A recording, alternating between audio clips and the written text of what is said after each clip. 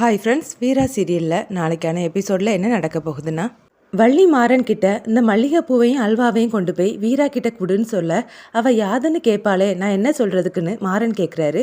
நான் தான் வாங்கிட்டு வந்தேன், மறந்து கீழே வச்சுட்டு வந்துட்டேன், அத்தை கொண்டு வந்து தந்துச்சுன்னு ஏதாவது சொல்லி சமாளிடான்னு வள்ளி சொல்கிறாங்க. எல்லாத்தையும் நான் சமாளிச்சுட்டு தானே இருக்கேன்னு மாறன் அவர் மைண்ட் வாய்ஸ்லேயே பேச, என்னடா அப்பப்போ அமைதியாகவே நிற்கிறேன்னு வள்ளி கேட்குறாங்க.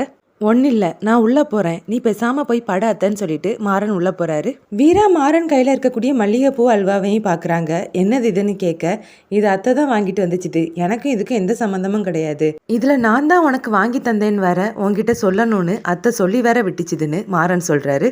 மாறன் வீரா கையில் பூ கொடுக்க அதை வீரா வாங்கி கட்டிலில் வைக்கிறாங்க.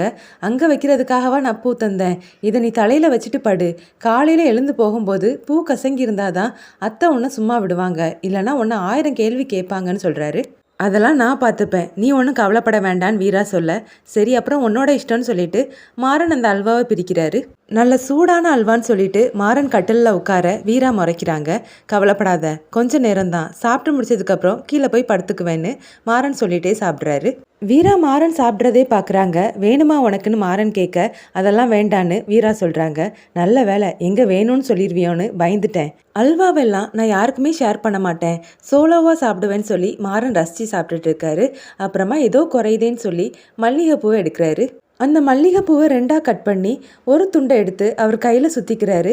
இப்போந்தான் மல்லிகைப்பூ அல்வாவுடைய டேஸ்ட்டே எனக்கு தெரியுதுன்னு ஒரு தடவை அந்த மல்லிகைப்பூவை ஸ்மெல் பண்ணுவார். அப்புறமா அல்வாவை எடுத்து சாப்பிடுவார். இப்படியே மாறன் செய்கிறத வீரா முறைச்சி பார்த்துட்டு இருக்காங்க. அப்புறமா மாறன் வீரா கிட்ட, எதுக்காக நீ உன்னோட படிப்பை பாதியிலே நிறுத்தின, நீ தான் டாப்பர்னு நான் கேள்விப்பட்டேன், அப்புறம் இதுக்காக ஒரு டிகிரியோட நிறுத்திட்ட, அடுத்தடுத்து டிகிரி படிச்சுட்டே இருக்க வேண்டியதானேன்னு கேட்க, வீரா மாறனையே பார்த்துட்டு, நாங்கள் ஒரு மிடில் கிளாஸ் ஃபேமிலி, எங்களுக்குன்னு ஒரு கனவை ஏற்கனவே உருவாக்கி வச்சுருப்போம், எங்கள் அண்ணன் எங்கள் 3 பேரை நினச்சி எவ்வளோ கனவு கண்டு வச்சுருந்தது தெரியுமா, அந்த ஒரு நாள் எங்கள் வாழ்க்கையே புரட்டி போட்டுடுச்சின்னு சொல்ல, ஓ இதுக்கு நம்ம தான் காரணமோன்னு மாறன் அவர் மனசுலேயே நினைக்கிறாரு.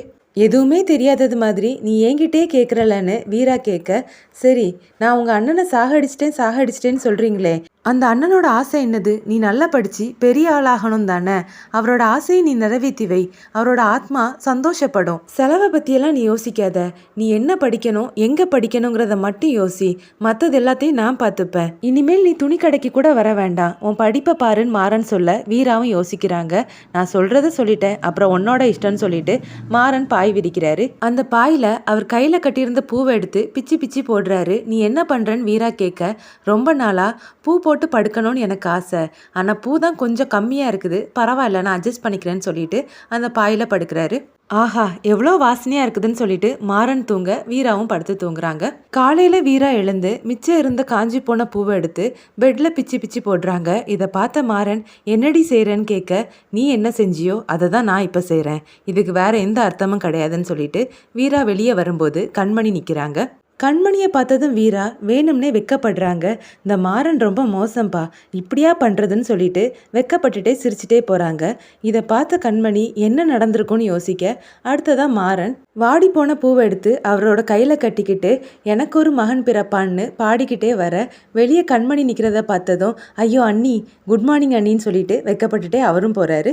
அதை பார்த்த கண்மணி சீன்னு சொல்லிட்டு என்ன நடந்திருக்கும் உள்ளே போய் பார்ப்போன்னு ரூம்குள்ளே வந்து பார்க்குறாங்க.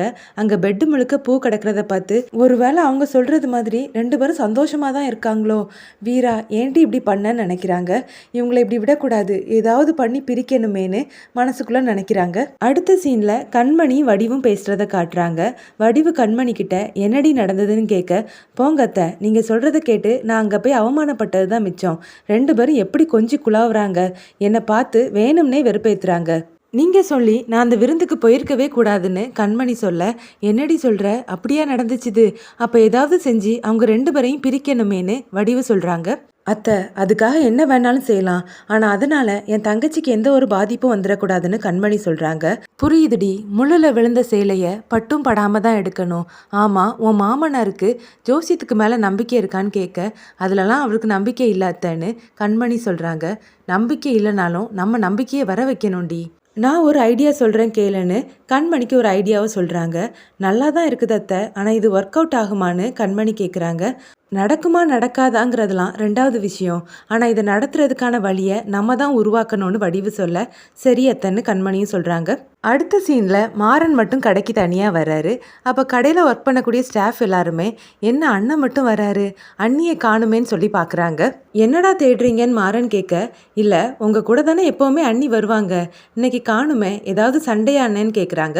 ரொம்ப தான் ஆசைடா உங்களுக்கு, அவளுக்கு கொஞ்சம் டயர்டாக இருந்ததுன்னு சொன்னால் அதனால தான் ரெஸ்ட் எடுன்னு சொல்லிட்டு வந்திருக்கேன்னு மாறன் சொல்ல, அப்போ இனி அண்ணி வரமாட்டாங்களான்னு ஒரு லேடி ஸ்டாஃப் கேட்குறாங்க. அவள் யார் அப்படின்னு மாறன் கேட்க, அண்ணின்னு எல்லாருமே கோரஸாக சொல்கிறாங்க. அது உறவு முறையில்.